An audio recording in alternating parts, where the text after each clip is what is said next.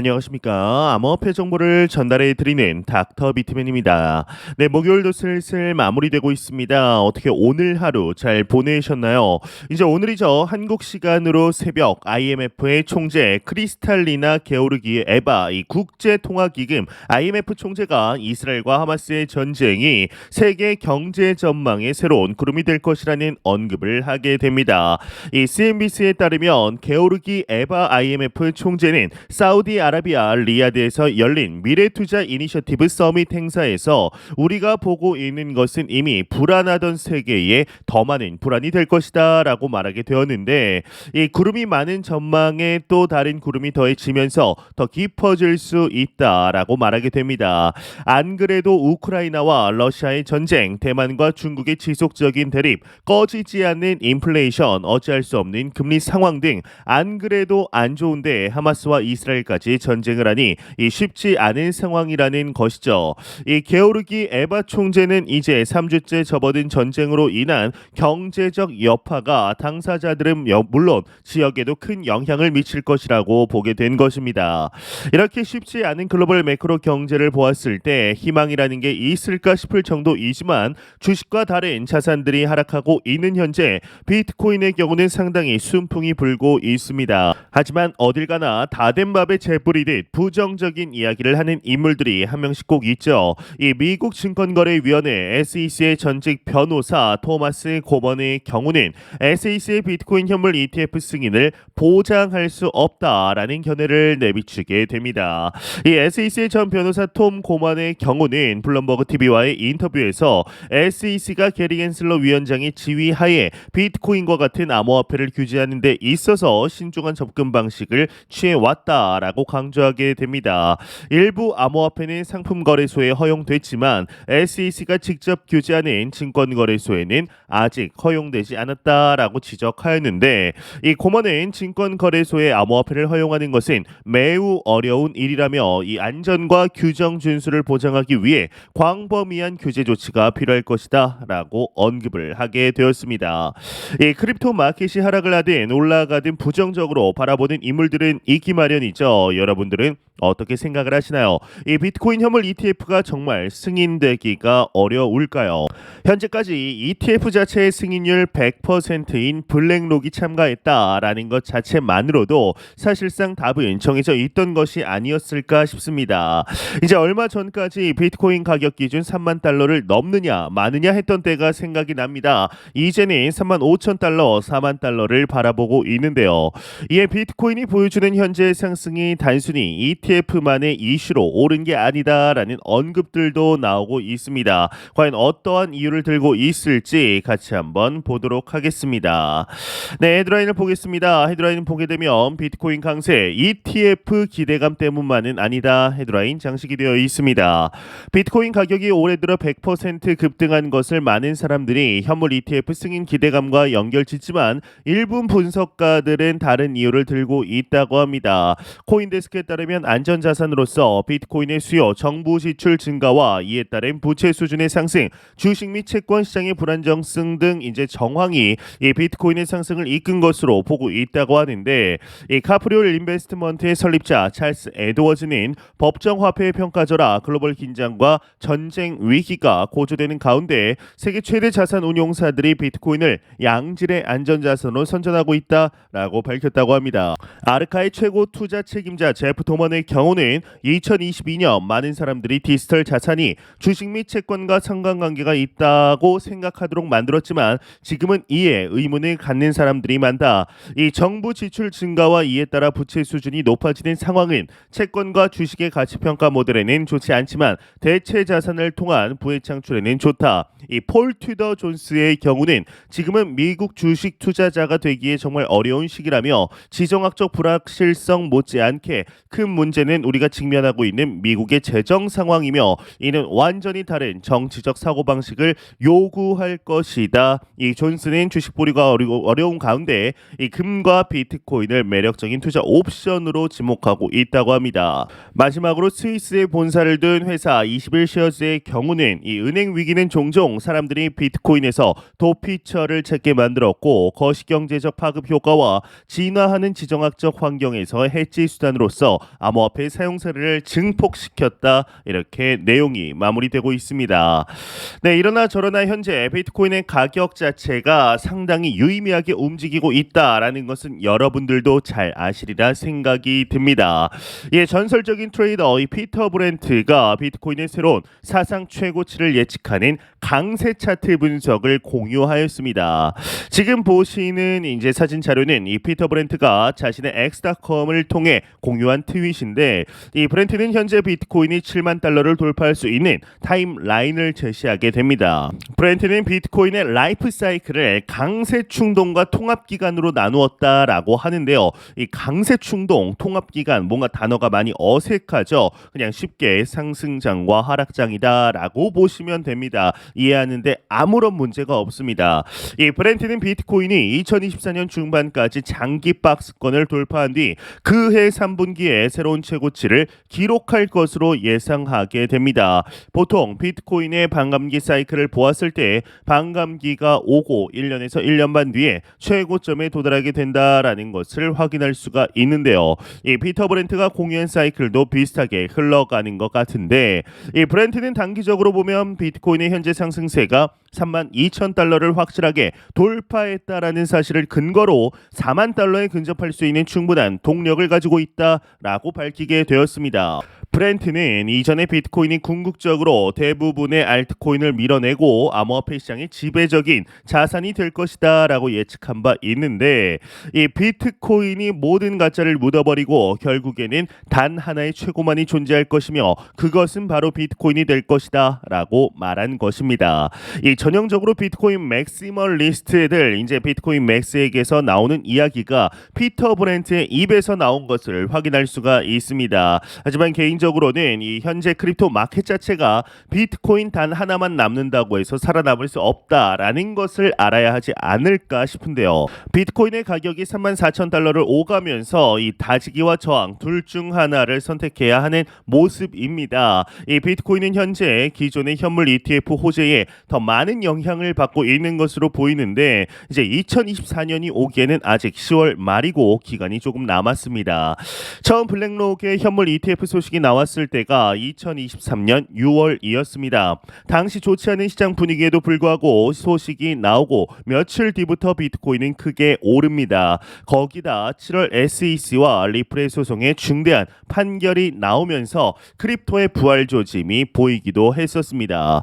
하지만 연준의 금리 인상과 금리 인하에 대한 기대감이 점차 줄어들면서 주식 시장이 빠졌고 코인도 마찬가지의 모습을 보였습니다. 이런 상황에서 갑자기 비트코인 현물 ETF에 대한 소식이 전해졌고 거기에 10월 전통적인 상승장을 힘입어 비트코인이 올라준 겁니다.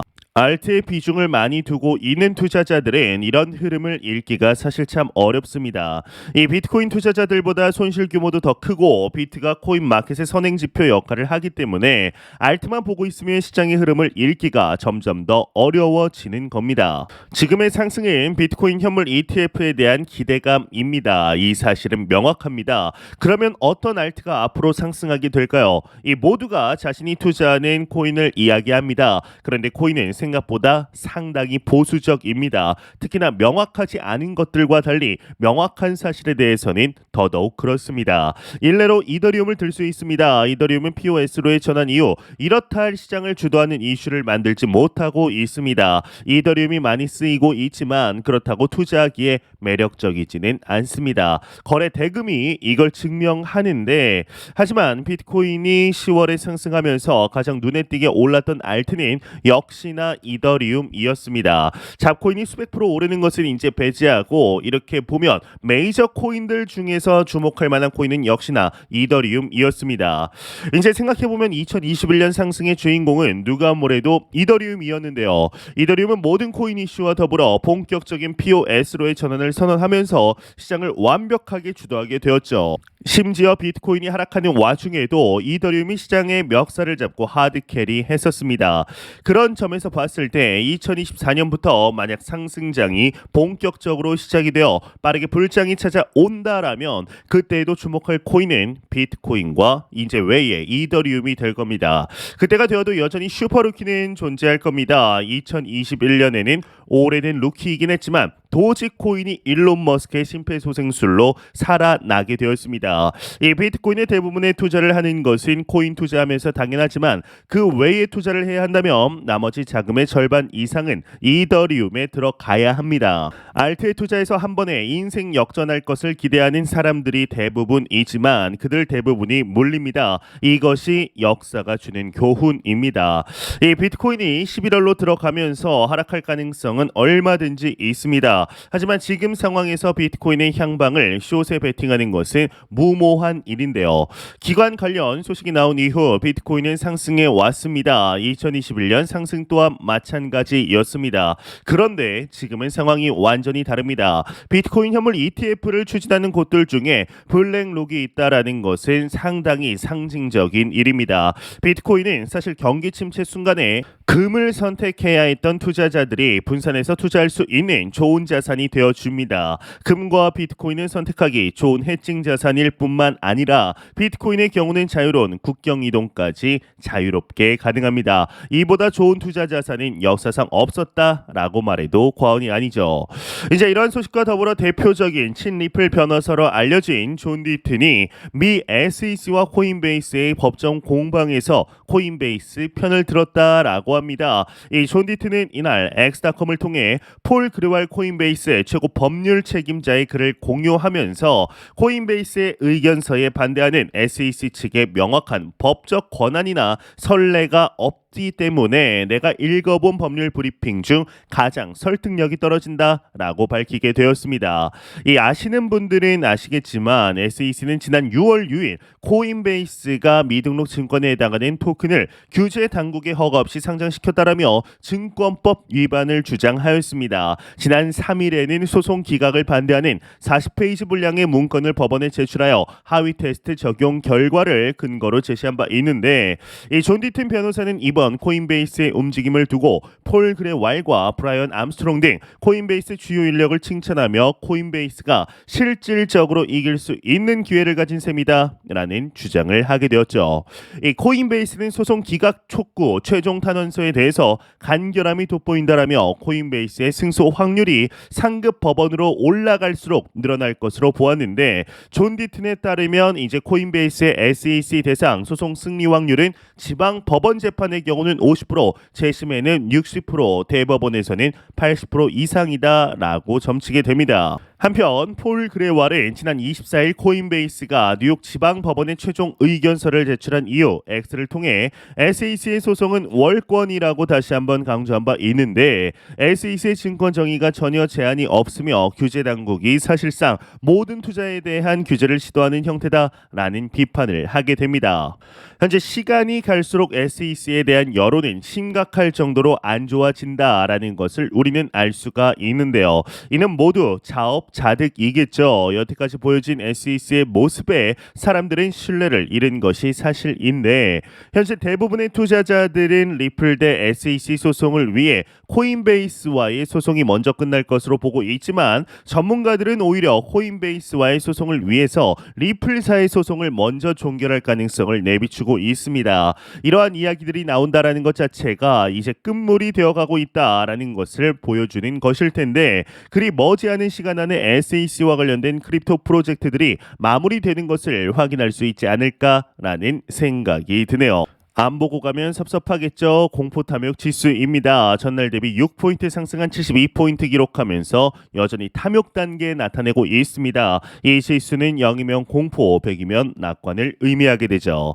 네, 현재 비트코인 가격 기준으로 이제 31,000달러라는 강력한 지지선 확인했었지만 이제 34K까지 올라주면서 새로운 지지 라인과 저항 라인을 형성할 것에 대한 기대감 높이고 있습니다. 가격에 대한 대응을 제대로 하지 못하면 단기 대응에 무너지고 결국 물리는 사태까지도 벌어질 수가 있습니다. 물론 비트코인을 장기적으로 투자하는 분들이야 이런 생각을 할 필요가 없습니다. 하지만 단기 투자자들도 많이 있기 때문에 저항과 지지를 잘 따져보고 대응하는 것은 꼭 필요합니다. 더욱이 연중 최고점을 경신했기 때문에 지금쯤에서 또 새로운 업데이트가 필요한데요.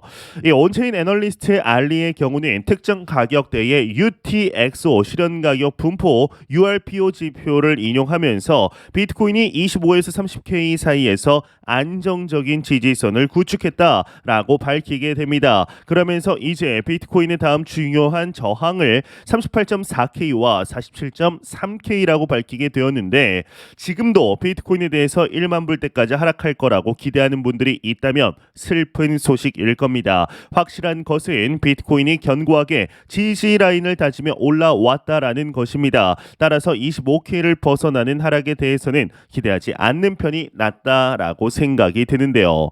iShares라는 키워드는 ETF에 투자를 해보신 분들은 익숙한 단어입니다. 특히나 미국 ETF에 투자했던 분들이라면 iShares가 블랙록의 ETF 상품을 의미한다라는 사실을 잘 알 겁니다. 이 비트코인 ETF를 준비하는 기관들이 여전히 대기 중입니다. SEC 입장에서는 어디 하나를 허용해 주기보다 모아서 한 번에 허용을 해주는 것을 고려할 수밖에 없습니다. ETF는 여러 종류가 있습니다. 일례로 금 ETF에 투자한다고 할 때 어떤 상품을 선택할까요? 이 일례로 이제 가장 거래량이 많은 ETF를 투자하게 되어 있습니다. 이건 인지상정입니다. 그런 점에서 최초의 비트코인 현물 ETF는 매우 중요한 입지를 차지하게 될 겁니다.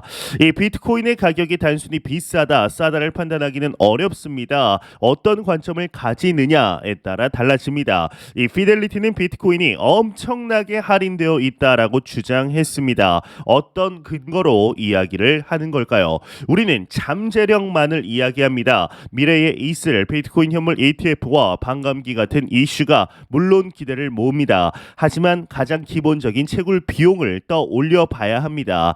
비트코인 채굴비는 이제 겨우 이제 본전 수준에 들어왔습니다. 마이크로 스트래티지의 평균 비트코인 매수가가 29,000 후반대라고 감안하면 수익권이라는 건 축하할 일이지만 아직도 멀었습니다. 이 비트코인의 추가 상승에 대한 기대를 높이는 요인은 신규 투자자 유입이 여전히 멀었다라는 겁니다. 2021년 재미를 보다가 물려서 무서운 2022년을 보낸 사람들이 시장에 적극적으로 다시 들어오기는 쉽지 않습니다. 더욱이 대부분 알테 물려 있다 보니 비트코인의 상승으로는 성에 안 차는 겁니다. 하지만 이미 2년이 지났습니다. 다음 반감기는 2024년입니다. 이제 새로운 투자자들이 들어오게 되는 겁니다. 국내에서도 말이죠. 거기에 비트코인 현물 ETF까지 승인이 되면 가격 포텐셜이 터지게 될 겁니다. 비트코인은 현재 금과 유사한 가격 흐름으로 받아들여지고 있습니다. 비트코인처럼 상황에 따라 금, 현금, 테크주로 다르게 받아들여지는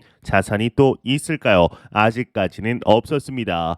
우리는 현재 너무나 좋은 시기 속에 실제적 투자 이어가고 있습니다. 매 영상 말씀드리지만 단기적인 시각으로 이 시장 바라보지 마시고 장기적인 시각으로 또한 오랜 시간 동안 함께 할 수 있는 여유 자금을 통하여 투자를 진행하시길 진심으로 바래 보도록 하겠습니다. 네, 제가 준비한 소식은 여기까지입니다. 영상이 도움이 되셨다면 구독과 좋아요 그리고 광고 한 편만 처음부터 끝까지 시청 부탁드립니다. 이 채널은 오직 광고 수익으로 운영이 되게 됩니다. 항상 영상 시청해 주시는 시청자분들, 구독자분들 너무나 감사드립니다. 오늘 남은 시간 잘 마무리하시길 바라면서 저는 더욱 도움이 되는 영상으로 찾아뵙도록 하겠습니다. 지금까지 닥터 비트맨이었습니다. 감사합니다.